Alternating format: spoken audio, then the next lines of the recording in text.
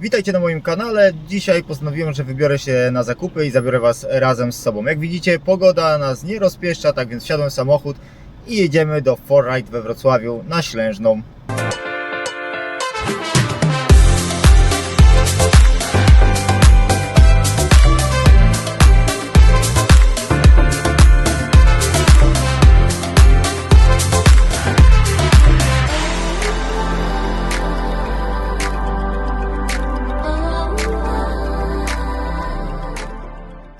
Ze sklepem 4Ride jest tylko taki problem, że ja tu nigdy nie wiem, gdzie mam stanąć, wam powiem szczerze, bo on gdzieś, albo już go minęliśmy, nie, tutaj będzie zaraz z prawej, czekajcie, wyjdziemy sobie, zobaczymy. Tutaj na rogu jest 4Ride i ja zawsze się zastanawiam, czy ja mogę tutaj zaparkować, a spróbujemy sobie tym razem, mam nadzieję, że tak i że to jest jakiś normalny parking. Ładny motocykl stoi, prawda? Dobry.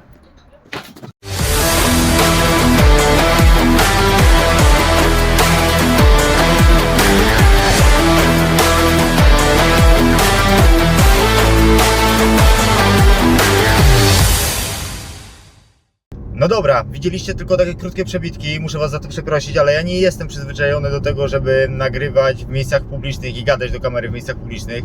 Przełamałem się na tyle, że jak widzicie moją twarz, no to widzicie, aczkolwiek no, ciężko mi się nagrywa, gdy inni ludzie są, a jeszcze żebym mówił do tego, to jest w ogóle bardzo ciężkie, ale to tak swoją drogą. W każdym razie, byłem w tym 4Ride'zie, to powiem Wam, przymierzyłem 3-4 kaski i zaraz Wam pokażę to gdzieś na screenach, które. W każdym razie Commandera nie było w rozmiarze takim, jak ja potrzebuję, bo przymierzyłem, powiem Wam, L-kę i L-ka jest na mnie za duża, więc musiałbym przymierzyć M-kę. No ale niestety ani Commandera 1, ani 2 w MC nie było, ani też w S-ce nie było, tak więc nie mogłem go przymierzyć. Kask, który chodził po głowie, to jest również HJC 10 i powiem Wam, mi się bardzo ten kask wizualnie podoba. Przymierzyłem go, według mnie leży na pewno lepiej niż kask, który mam obecnie i myślałem, że jest ok. Co prawda w stosunku do Commandera nawet w LC miałem wrażenie, że ten Commander coś takiego ma w sobie, że mimo wszystko, gdyby był w dobrym rozmiarze, leżałby lepiej na tej głowie, aczkolwiek ten HJC 10 nie powiedziałbym, że to petarda, leży po prostu jakby był zrobiony na moją głowę, aczkolwiek no też nie było tragedii, ja mówię, w porównaniu z kaskiem, który mam aktualnie, no dużo lepiej mi ten kask leżał na głowie. No ale na końcu przymierzyłem kask, który teraz widzicie i naprawdę ten kask zrobił na mnie wrażenie, no po prostu kiedy go ubrałem, no to miałem wrażenie po pierwsze, że jest super lekki i on rzeczywiście tam chyba gdzieś w granicach 1200-1300 gram, więc wow, i do tego wszystkiego, znaczy wow, no to jest taka powiedzmy waga normalna, ale miał coś w sobie takiego, że wydawał się dużo lżejszy niż ta 10 HJC czy Commander, zarówno jeden jak i drugi. Więc jak go tak ubrałem, to stwierdziłem, że no nieporównywalnie lepiej on leży, a dodatkowo właśnie miał ten taki efekt, że kiedy go ubrałem, to wydawało mi się, że to jest kask, który jest zrobiony na moją głowę. Problem cały, który widzę, to jest to, że nie przymierzyłem tego Commandera w odpowiednim rozmiarze. To jest pierwszy problem. I drugi problem polega na tym, że ja poruszam się na motocyklu pierwszy sezon po tej dłuższej przerwie i tak w sumie planowałem wydać na kask maksymalnie około 2000 zł. Ja szukam kasku w monokolorze, bo jeżeli będę w przyszłości planował coś zrobić z motocyklem, to ja sobie przemaluję ten kask, to znaczy oddam do malowania na taki kolor, jaki będę chciał, więc szukam albo czarnego, albo białego, nie ma dla mnie to jakiegoś tam większego znaczenia, chyba że jakikolwiek inny monokolor.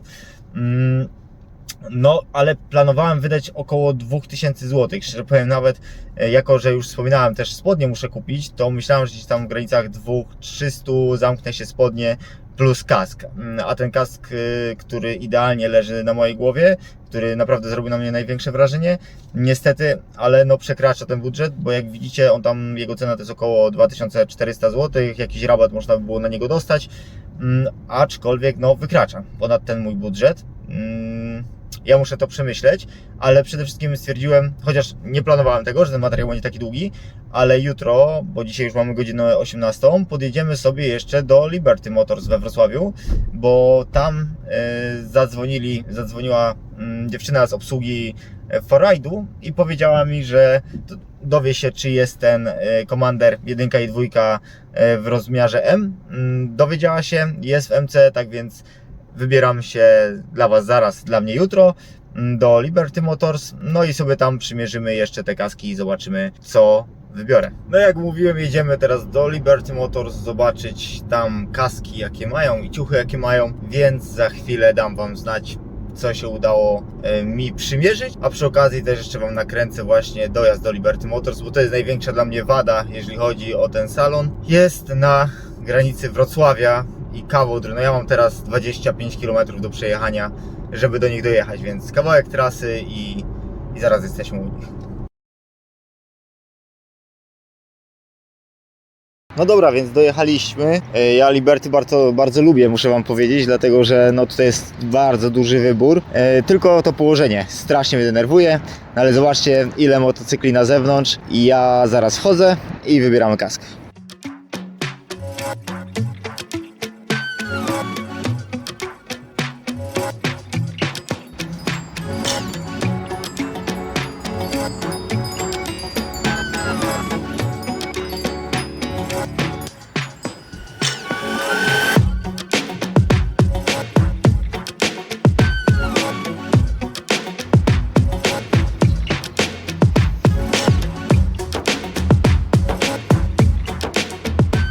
No i kupiłem, jak widzicie mam już kask przed sobą, za chwilę go sobie otworzymy, ale jeszcze chciałbym Wam powiedzieć wcześniej dwa słowa. Przede wszystkim, jak widzieliście, kupiłem go w Liberty Motors we Wrocławiu i muszę naprawdę na duży plus powiedzieć, że jest tam obsługa, bo chłopak akurat nie znam imienia, sorry, ale super mi doradzał, naprawdę pomagał mi. Przede wszystkim ja, jak wiecie, pojechałem do Liberty Motors przymierzyć tam Commandera 1 i 2. Jeżeli chodzi o Commandera, to tutaj właśnie kolega z obsługi w Liberty Motors powiedział mi, żebym go sobie w sumie odpuścił, bo przedstawiłem mu, jak będę jeździł, gdzie się będę poruszał, czyli głównie po mieście, na jakim motocyklu, ile kilometrów robił, no i stwierdził, że to tak naprawdę nie ma większego sensu, to znaczy oczywiście nie odradza mi tego kasku, bo jest super, aczkolwiek ten kask będzie na pewno dla mnie lepszym wyborem. No i teraz przejdziemy do tego głównego wątku. Nie spodziewałem się, że wybór kasku, a właściwie rozmiaru kasku będzie dla mnie tak bardzo problematyczny. Ja nie mam dużej głowy, aczkolwiek no myślałem, że będę miał M-kę, może nawet będę wchodził w L-kę, bo za chwilkę Wam też pokażę mój stary kask. No to tam w ogóle dopiero teraz sprawdziłem, miałem L-kę. Jego historia jest sprzed 8 lat i to też za chwilkę wspomnę dwa słowa o tym w tym materiale wideo.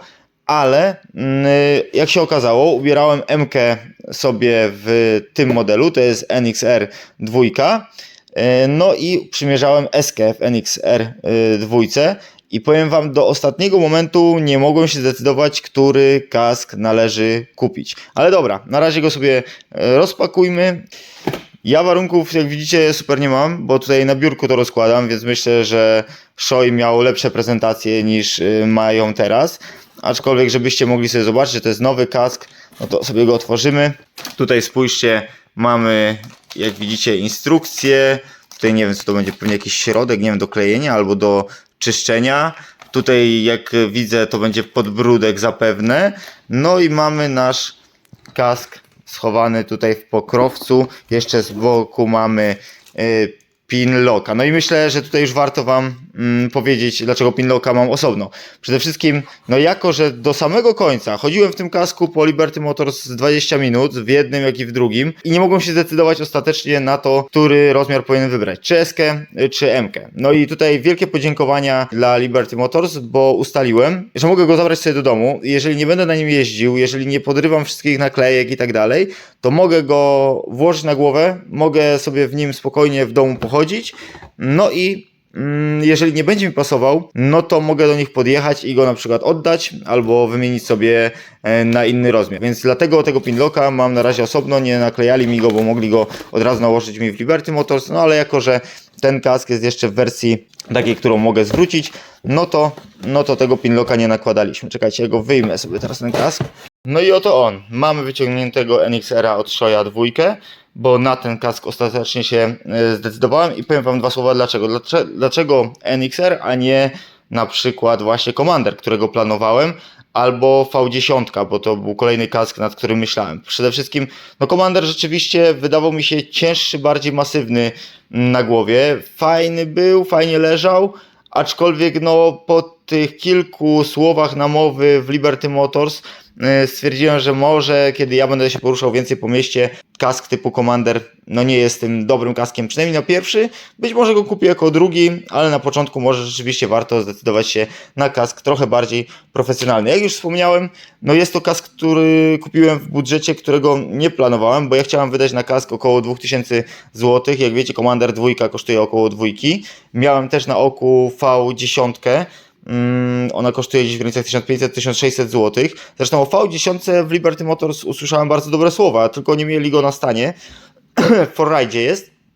No i jak pan z obsługi powiedział, no tutaj ta V10 szczerze mówiąc jest w jego opinii i za nisko ustawiona cenowo, bo jest to kask lepszy niż się można spodziewać, no i też niedoceniona w sumie na rynku, więc też nie wykluczam, że ta V10, bo bardzo mi się wizualnie ona podoba, wejdzie jako mój drugi kask w przyszłości, oczywiście jeżeli będę jeździł więcej na motocyklu.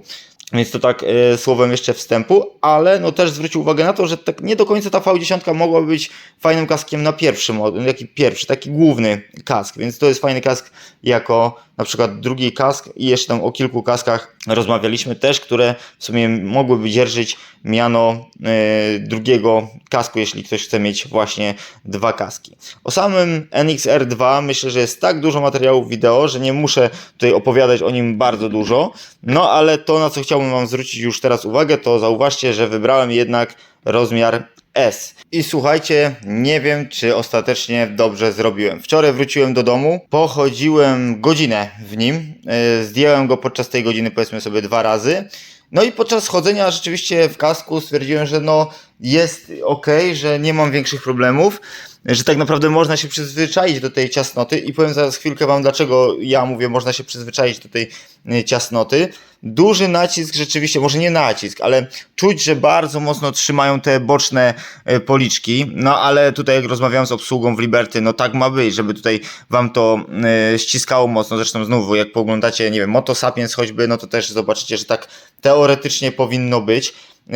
Ja mam takie uczucie, że lekko jakbym przygryzał tak naprawdę te policzki, ale to nie jest takie przygryzanie, w którym nie mogę mówić, tylko jest to przygryzanie, że czuję po prostu, że te policzki mi ściąga do środka. No ale znowu, po obejrzeniu wielu materiałów wideo, no stwierdziłem, że chyba tak powinno być. Na samym początku miałem wrażenie też, że tutaj w tym punkcie czołowym mam nacisk po prostu na czoło duży, no ale po chodzeniu nim właśnie tą godzinkę, no stwierdziłem, że ten nacisk nie jest jakiś bardzo duży, aczkolwiek i uciążliwy, aczkolwiek czuć cały czas, że was to trzyma tutaj na czole. No i kiedy zdjąłem ten kask, no miałem takie wrażenie, że krew mi powraca do czoła, więc przy tym rozmiarze mam cały czas takie wrażenie, a dla mnie to jest naprawdę duży przeskok, bo pokażę wam teraz mój stary kask. Mój stary kask to jest HJC, zobaczcie sobie tutaj, to jest HJC, to jest jeszcze chyba IS-16, tak, IS-16. Ja go kupiłem, jak wam opowiadałem, no 7-8 lat temu, też jako nowy kask, pamiętam, w salonie. Ja wtedy byłem w trakcie zapisywania, nie, przepraszam, to było dalej. Ja go kupiłem, słuchajcie, jak robiłem prawo jazdy na motocykl, czyli 13 lat temu. Ten kask ma 13 lat. Więc wtedy, no też ja miałem 20 lat, byłem innej postury niż jestem teraz mam 35 lat.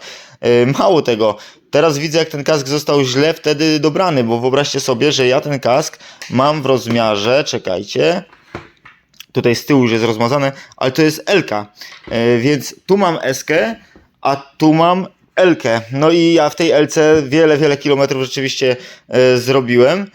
No ale kiedy wkładam ten kask, to mimo wszystko czuję te boczne, zobaczcie tutaj jakie duże są te poliki boczne, czuję te poliki, może on nie trzyma super idealnie, no ale mam przeskok między L-ką, a w tym momencie S-ką, nie? I no, kiedy ubieram tą S-kę, no to jest dla mnie bardzo duży przeskok. No ale też do czego dążę? Słuchajcie, pochodziłem w tym kasku wczoraj Pochodziłem wczoraj tą godzinkę, no stwierdziłem, że jak już leży na głowie, no to okej. Po tej godzinie nie miałem jakiejś tam większej migreny, nic się złego nie stało, więc stwierdziłem, dobra, zdejmę kask, pochodzę chwilkę bez kasku, założę go za chwilę z powrotem, no i tak zrobiłem, zdjąłem ten kask, zrobiłem sobie herbatę, nałożyłem kask z powrotem i poczułem ból.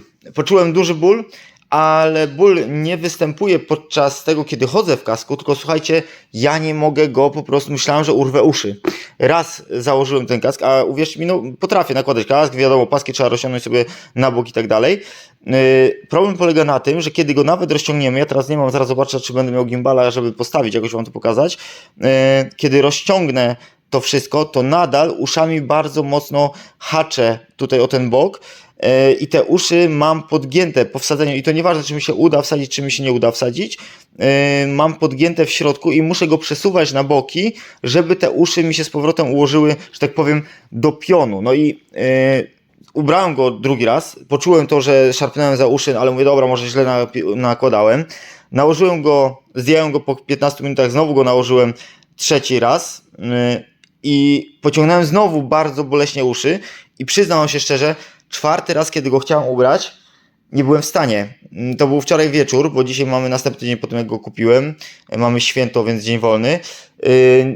Nie byłem w stanie go wsadzić już na głowę, bo tak mnie bolały uszy podczas wsadzania i nie mogłem spać w nocy. Powiem wam, miałem problem, żeby się położyć na poduszce, bo uszy miałem gorące, czerwone, obolałe. Dzisiaj rano wstałem i nadal jak dotykam górnej części ucha, to mnie boli.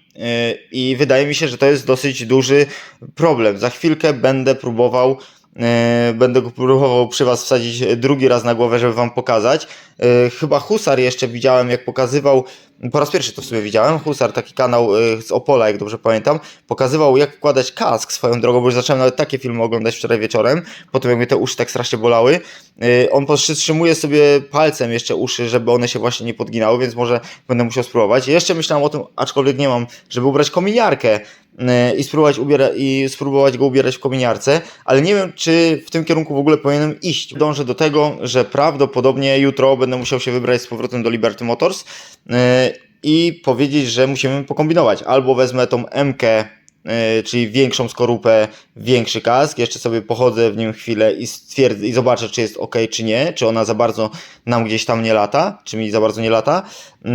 Ewentualnie wymienić w tym właśnie wkładki wewnętrzne i zobaczyć, czy w tej skorupie S po wymianie będziemy mieli więcej miejsca, będę miał więcej miejsca, czy będę mógł przede wszystkim wsadzać głowę do tego kasku bez bólu w uszach, czy na przykład będę musiał wziąć M-kę i wymienić sobie tak samo te wszystkie, przynajmniej poliki, tak żeby bardziej mi przytrzymywały tą twarz, żeby ta M-ka była bardziej do mnie dopasowana. Muszę wam powiedzieć, że naprawdę wybór kasku jest jedną z bardziej skomplikowanych, uważam, rzeczy chyba w ogóle w całym, jeżeli chcecie dobrze to oczywiście wybrać, w całym wyborze ubioru, a nawet być może nawet motocykla, który chcecie kupić, bo więcej czasu chyba spędziłem na siedzeniu z kaskami niż na siedzeniu przy motocyklu. Za chwilę go chyba przy was ubiorę i zobaczycie, jak to wygląda. No dobra, to zaczniemy sobie od mojego starego kasku, od HJC tego już 13-letniego i jest 16.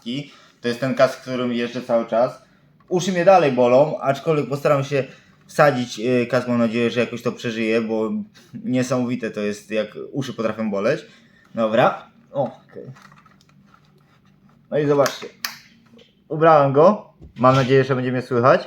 No i teraz, kiedy obejrzałem więcej filmów, bo kiedy kupowałem ten kask po raz pierwszy, no to rzeczywiście nie znałem się na tym, a jak się okazuje, pan, który mi doradzał wtedy, no chyba też jakoś poważnie do mnie nie podchodził i na pewno nie wyglądało to przymierzanie kasku wtedy, dopasowywanie, jak wygląda to dzisiaj. W każdym razie, no zobaczcie, kiedy ja tym kaskiem rzeczywiście prawo, lewo, teraz już wiem, że tak się sprawdza, no mogę ruszać. Jest to komfortowe na pewno, siedzenie w za dużym kasku, aczkolwiek no ten tutaj, widzicie tak samo jak sobie ten, czy tutaj góra dół, no on pracuje, on jest za duży, teraz to już wiem, aczkolwiek no ten komfort w środku, no czuję też, że tutaj przylega, nie wiem czy to dobrze widać na kamerze, tutaj przylega ok, tutaj teoretycznie mogę wsadzić 2 palce, tutaj te policzki no są ściśnięte, ja czuję, że one są, zobaczcie, pościskane. Też lekko przygryzam policzki, ale tutaj te wypełnienia są dużo większe niż w NXR-ze. No i w tym kasku zrobiłem, nie wiem, no kilka tysięcy na pewno kilometrów, ale jak widzicie, no muszę go wymienić, bo jest za duży. Może nie ma tam, o, teraz jak sobie, o, zobaczycie, tu widać teraz, że on się mocno obraca, aczkolwiek w uszach mam spokojnie dużo miejsca, tutaj się czuję rzeczywiście trzymany, czoło też jest ok, też ono według mnie przylega, więc takie, no śmieszny jest ten kask. On na pewno też się w jakiś sposób przystosował już do mojej głowy. Przystosował już do mojej głowy, więc w jakiś sposób jest on dla mnie na pewno akceptowalny. No dobra, bierzemy Enixera. W ogóle spójrzcie sobie, jeszcze wezmę od dołu, żebyście widzieli. Wiem, tutaj drugą kamerą kręcę. Nie wiem, czy to będzie dobrze widać, ale jaka jest różnica w przestrzeni tej właśnie w dolnej części kasku. No tu jest naprawdę dużo tego miejsca. Tutaj on widać, że jest już inaczej konstruowany, zupełnie inaczej jest. Tutaj te boczki są zupełnie inaczej zrobione niż w tej starej, w tym HJC i S16. No inna technologia, to jest wielki przeskok, jeżeli chodzi o lata. No kask, jeszcze sobie zobaczcie. Mówię, ta przednia kamera na pewno nie oddaje tego wszystkiego, ale mi się bardzo podoba. To jest czarny mat. Dobra, spróbuję go teraz wsadzić. Zobaczymy. I spróbuję wykorzystać metodę Husara, zobaczymy, czy mi się uda, bo tak jak mówię, on kiedy wkładał kask i tutaj trzyma sobie uszy, więc jeszcze tego nie robiłem.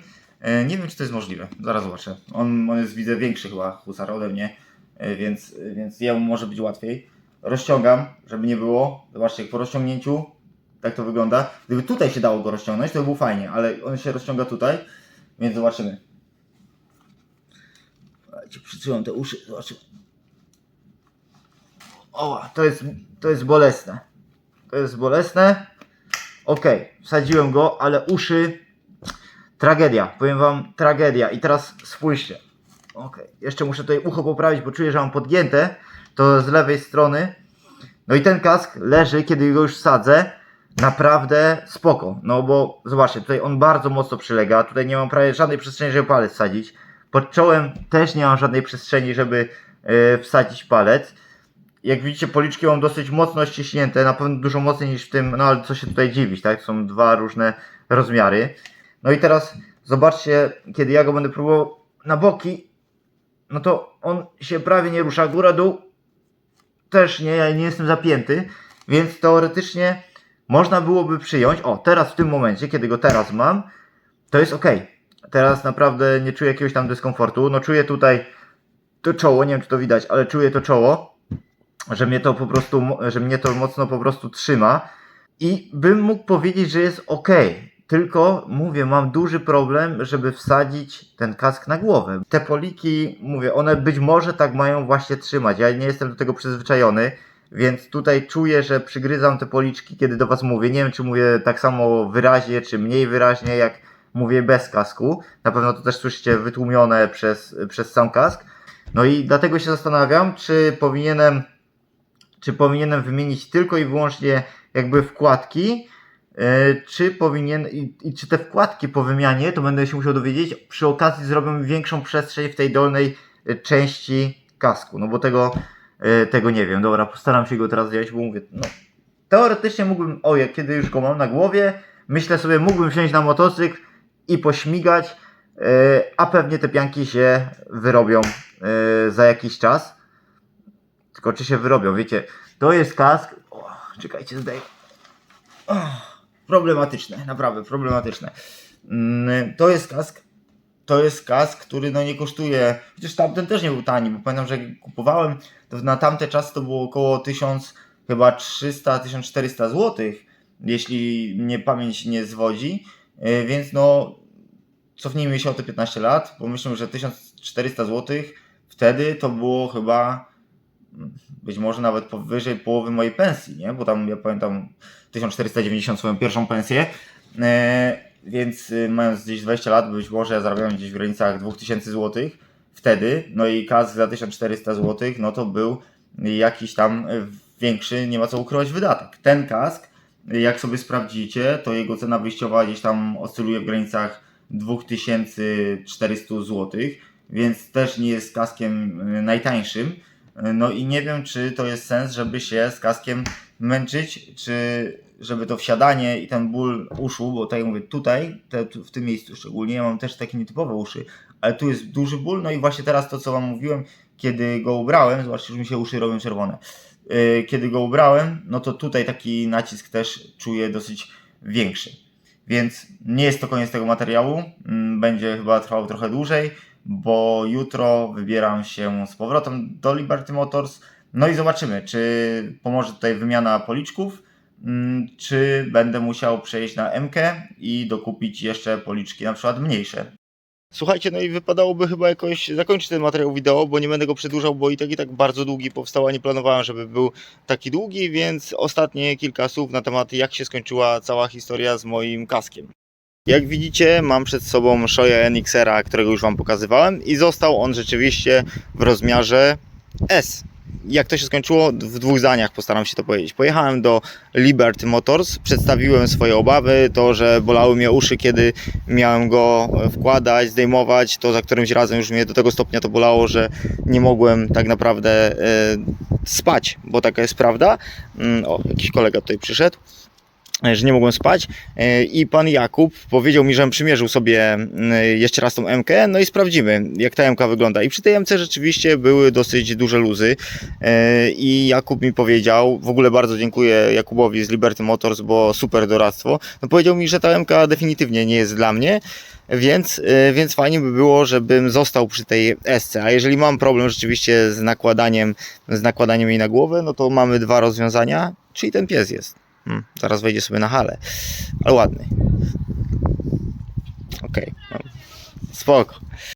Rozwiązanie numer 1 to wymienić te policzki w środku, ale Jakub mi na początku dał kominiarkę. Mówi, weź, przymierz kominiarkę, zobacz, czy będzie ci się tak ciężko wsadzało w tej kominiarce ten kask. No ja nie jeżdżę na co dzień w kominiarce, aczkolwiek dał mi kominiarkę, no i rzeczywiście tego problemu nie było, więc stwierdziłem, dawaj tą kominiarkę, kupuję ją, mimo wszystko zamówimy te poliki boczne, żebym sobie mógł zmniejszyć, bo nie mieli na stanie. No i zostawię ten kask. No i co, jak się kończy cała historia? Zostawiłem ten kask, wziąłem tą kominiarkę, ubrałem ją kilka razy w domu, no ale ja mam cały czas problem, jakoś nie jestem przyzwyczajony do tej kominiarki. No i dzisiaj to znajdziecie taki materiał również na moim kanale YouTube już wkrótce, albo już się on pojawił, gdzie sobie postanowiłem po placu trochę pojeździć, potrenować, więc wziąłem ten kask. No i jestem właśnie po 2 godzinach jazdy z tym kaskiem. Po pierwsze, wkładanie, trochę poćwiczyłem jeszcze, wsadzam ten kask i rzeczywiście przestałem czuć ten ból podczas wkładania, więc się udało. Muszę trochę inaczej go nakładać, ale spoko, da radę, rzeczywiście trzeba znaleźć swoją metodę. No i ten kask wsadzam na głowę już bez bólu, to po pierwsze. Po drugie, po 2 godzinach treningu, jeżdżenia po placu i tak dalej, nie czuję żadnego dyskomfortu i to jest dla mnie chyba najważniejsze. Nie czuję żadnego dyskomfortu, tak więc Jakub, to była dobra decyzja, dobrze mi doradziłeś. Ja i tak zamówiłem te poliki wewnętrzne, więc jeszcze sobie może je wymienię. Fakt, że to jest ten koszt dodatkowych 250 zł, wolę je mieć niż nie mieć. Jak już zamówiłem, to je odbiorę. Na razie będę jeździł w tych polikach. Pierwsze, mówię, 2 godziny w kasku po placu z małą prędkością, no i kask, mówię, sprawdza się. Więc jestem jak na razie zadowolony. Tak więc reasumując cały wątek, cały ten temat, musicie naprawdę skupić się na przymierzaniu swojego kasku, musicie się skupić na doborze rozmiaru, na doborze odpowiedniego modelu kasku. Jak widzicie, ja nawet po zakupie miałem pewne wątpliwości, po tym, że go miałem w domu. W ogóle to też Wam polecam. Pójdźcie do dobrego salonu, bo jak widzieliście, jak słyszeliście, Jakub mi powiedział, że jeżeli nie zdejmę tych wszystkich wlepek, nie będę w nim jeździł, to będę go mógł spokojnie oddać i czułem ten komfort, że kiedy nawet ten kask mi nie pasował, kiedy miałem te pierwsze swoje obawy, no to nie martwiłem się tym, czy kurczę, wydałem te ponad 2000 zł, no i co teraz zrobić, czy kupować już następny kask. A jeszcze przy okazji Wam też powiem na sam koniec, że jeszcze wczoraj byłem w Forridzie, to też jakiegoś tam shortsa wrzucałem i przymierzyłem w tym Forridzie, mieli MK V10. No i jak ją przymierzyłem, no to stwierdziłem, kurczę, jest za duża. Jest za duża. Mimo tego, że jak ją przymierzałem wtedy za pierwszym razem, to miałem wrażenie, że będzie ok, że fajnie leży. To teraz, kiedy pojeździłem, właściwie kiedy z tym się testowałem, bawiłem kilka dni, no to stwierdziłem, że ta MK jest za duża i jakbym tą V10 chciał kupić, a nie wykluczam, że też ją kupię, no to raczej bym musiał przymierzyć tą S-kę. Tak więc Kończąc wątek, NXR 2 zostaje razem ze mną. Wam życzę powodzenia. Jeśli macie jakieś pytania co do kasku, wątpliwości, to przede wszystkim polecam zarówno Forride we Wrocławiu, polecam Liberty Motors. To nie są żadne tam materiały sponsorowane, żebyście nie myśleli, bo ani moje social media, ani to nie jest mój cel też, żeby w jakiś tam sponsoring wejść. Polecam Wam te 2 salony i polecam Wam poświęcić naprawdę kilka nawet godzin sobie na to, żeby taki kask przetestować. I ja miałem takie obawy jeszcze, że kurczę, to głupio będzie wyglądało, jak będę w kasku po salonie chodził, nie wiem, 15-20 minut. Nie bójcie się tego, wystarczy powiedzieć w obsłudze: słuchaj, ja sobie teraz pochodzę trochę z nim, pokręcę się tutaj, nie wiem, poprzymierzam spodnie, pooglądam inne motocykle, cokolwiek, ale będę chodził w tym kasku i Wam na to, myślę, bez problemu, jeżeli traficie w fajny salon, pozwolą. Tak więc tym wątkiem w tym momencie będę kończył tego vloga. Już wkrótce pojawi się następny. Dajcie znać, czy Wy też mieliście problemy z doborem swojego kasku, jakie są Wasze doświadczenia, no i czy chcecie tego typu materiały również oglądać. Będę wdzięczny za łapkę w górę i subskrypcję jak zawsze. Szerokości, do zobaczenia.